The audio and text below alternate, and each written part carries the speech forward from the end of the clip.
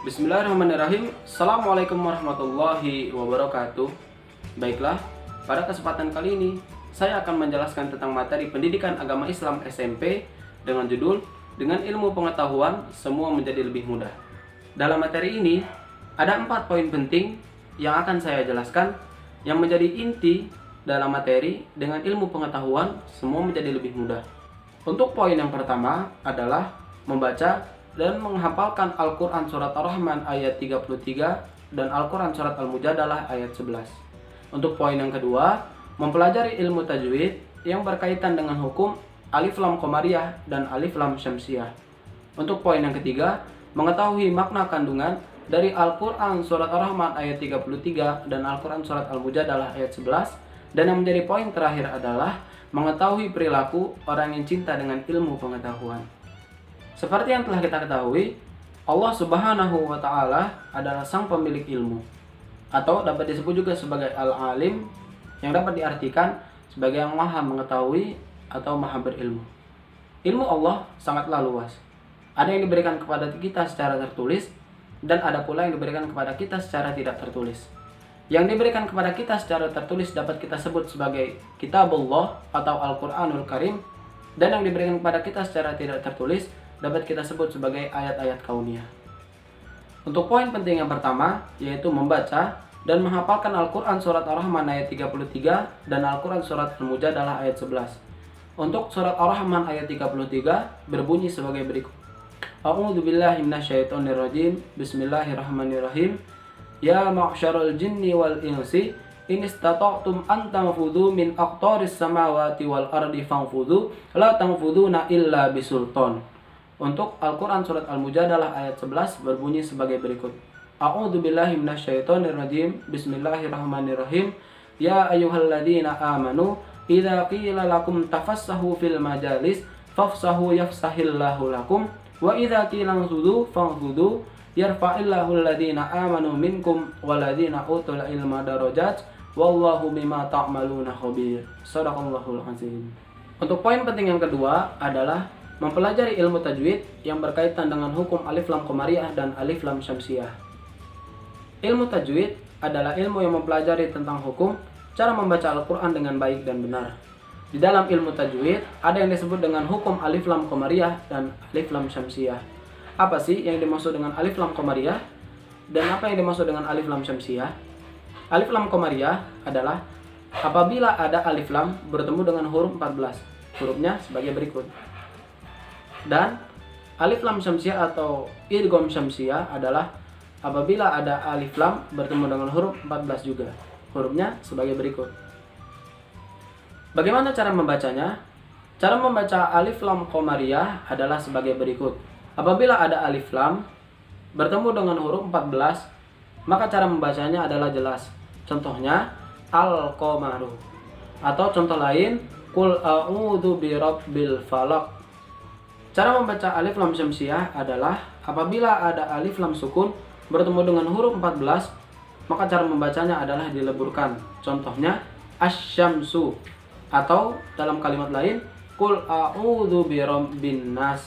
Pada kalimat an-nas, alif lam sukun tidak dibaca atau dihilangkan dan dileburkan kepada huruf setelahnya, itu adalah huruf nun menjadi an-nas bukan al-nas. Dan untuk poin penting yang ketiga adalah memahami isi kandungan dari Al-Quran Surat Ar-Rahman ayat 33 dan Al-Mujadalah ayat 11. Di dalam Al-Quran Surat Ar-Rahman ayat 33 menjelaskan bahwa ilmu pengetahuan sangatlah penting dalam kehidupan umat manusia. Dengan ilmu pengetahuan, maka kita dapat mengetahui apa sajakah yang ada di langit dan apa sajakah yang ada di bumi. Dengan ilmu pengetahuan, maka kita dapat menjelajahi luar angkasa. Allah Subhanahu wa Ta'ala memberikan potensi yang luar biasa kepada seluruh umat manusia, yaitu berupa akal fikiran. Akal harus terus diasah. Bagaimana caranya? Caranya adalah dengan terus belajar dan berkarya.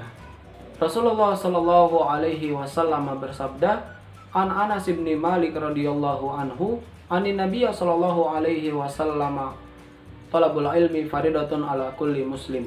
Rawahu Ibnu Majah. Yang artinya dari Anas bin Malik berkata, Rasulullah sallallahu alaihi wasallam bersabda, menuntut ilmu adalah kewajiban bagi seluruh umat muslim.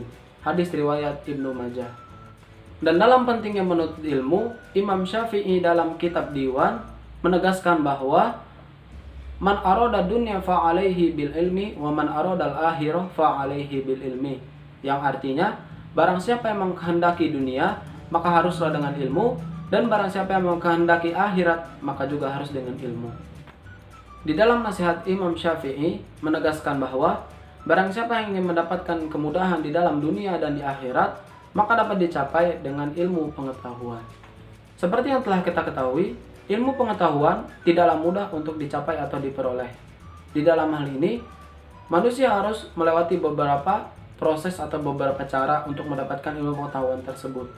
Maka, Imam Syafi'i menegaskan juga bahwa Akhi, lan tanal ilma illa bisittatin saunbika an tafsiliha bibayanin dzakaun wa hirsun wajtihadun wa dirhamun wa suhbatul ustadi wa tulu zamanin. Yang artinya, wahai saudaraku, kalian tidak akan mendapatkan ilmu kecuali telah melalui 6 syarat. Yang pertama adalah dzakaun atau kecerdasan, wa hirsun kemauan yang kuat, wajtihadun kesungguhan, wadirhamun perbekalan yang cukup, wasuhbatul ustadi dekat dengan guru, watulu zamanin dengan waktu yang lama.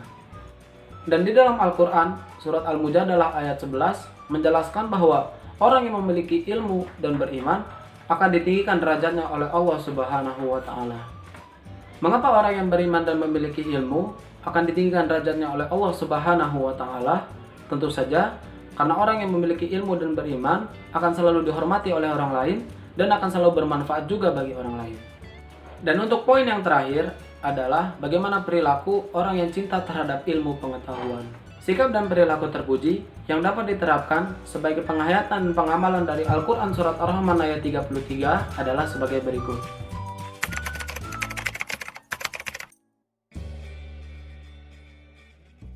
Dan untuk sikap dan perilaku terpuji yang dapat diterapkan sebagai penghayatan dan pengamalan dari Al-Quran Surat Al-Mujadalah ayat 11 adalah sebagai berikut.